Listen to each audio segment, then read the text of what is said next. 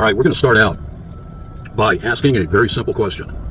And this question sets a lot of the understanding of the spiritual things that are going on right now, and why that we need to be in the spirit when we recognize these things for what they really are. Here's a question. How can the so-called physical Antichrist sit in the rebuilt third temple if the body of believers are now the temple, which we are? Before you answer, think about that. Pray about it. There's only one answer. He can't. Unless, comma. This is how grave it gets. Unless, comma. The spirit of Antichrist is already sitting there, consequently doing business in a spiritual format, in a spiritual buying and selling. Pray about that. For a lot of people out there, your whole future hinges on how you answer that question. All right, what we're going to do, we are going to read a response that we just gave to a certain person that has barged into our small little community. And right now, as far as I'm concerned, they are persona non grata. They are not appreciated here. And it all has to do with their quintessential 7-year pre-trib dispensational rapture cultism. Here's the body of that letter. It was actually a very short note, and we're going to read it right now. This is our response to them. You are Antichrist. Anti in place of against the finished work of Jesus Christ on the cross. Antichrist. We're going to make this video very short, sweet, and to the point. You are the Antichrist. Antichrist. You do not take the things of Christ and attribute to your beloved physical Antichrist. You are exactly the one who blasphemed the Lord, with essentially saying that the Lord did not come in the flesh to perform his ministry as outlined in Daniel chapter 9.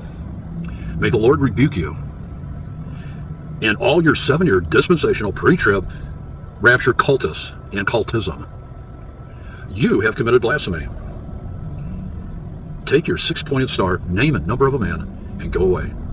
You are not appreciated here. Period. Now let's go over, just so we know who's being addressed. We're going to read these 3 quotes. And if this doesn't put it in proper perspective for you, nothing will. We're not going to coddle you. We're not going to give you time. We talk about this stuff all the time, but we are not going to stop the press for one person. Here we go. Luke 22:20.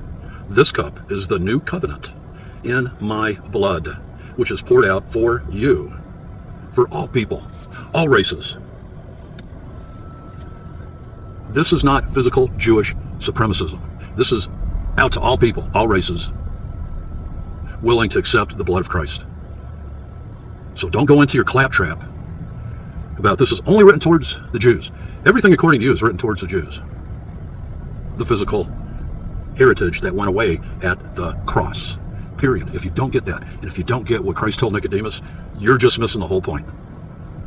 Take heed lest you fall. Because as far as your theology goes, you've already fallen. Because you have taken the things of Christ that were succinctly outlined in Daniel chapter 9, and you attribute them to the Antichrist. That is blasphemy. Again, you're essentially saying that Christ did not come in the flesh.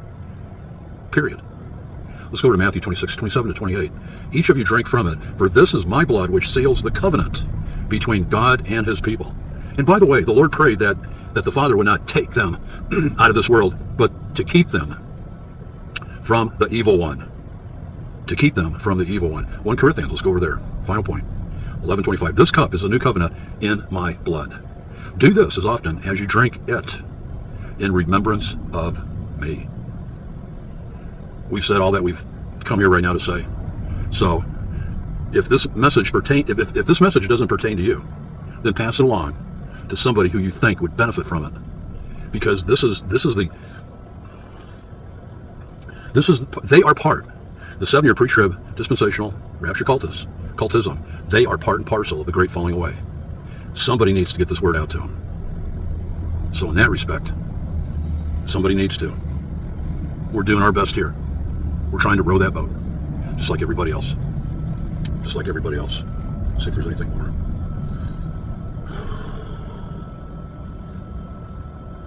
So that's about it.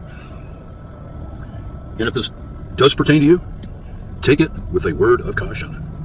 Take it with a word of caution. The thing that we need to understand, not only the ramifications of the covenant spoken of by Daniel the prophet, it was Christ who fulfilled all those 7 elements to finish the transgression, make an end of sin, make reconciliation for iniquity, to bring in everlasting righteousness, to seal up the vision and prophecy, and lastly, to anoint the most holy. It was Jesus Christ. And if you say anything other than that, you blaspheme God. You are essentially, again, for the last time, you are essentially saying that Christ did not come in the flesh, that he did not confirm that covenant. You cannot have 2 people confirm that covenant. It's either going to be Jesus Christ or your so-called physical Antichrist. And we'll leave you with this question one more time. Either you believe in a so-called physical Antichrist, but how can your so-called physical Antichrist sit in the rebuilt third temple if the temple is now the body of believers? He can't, unless, he's already sitting there right now doing business, coming in the name and the number of a man. 6 points, 6 inner triangles, 6 unilateral sides, the name and the number of a man. Revelation chapter 13, all the way at the bottom. So the decision is yours. You're either going to believe one way or another. Decision is yours. If you're remnant out there, please stay remnant. Don't let these people come at you. Don't let these people give you any other version of the Word of God. It was Jesus Christ who fulfilled, final comment, it was Jesus Christ who fulfilled all the promises made to Israel. Period. If you don't get it, you don't get it. And if you do, God bless you. You do. And please pray for the people who don't get it, because they'll be judged on what they knew when they knew it, but to whom much is given, much is required. If you're remnant, again, stay in the fight. It's a fight for your soul. I love you guys. We'll talk soon.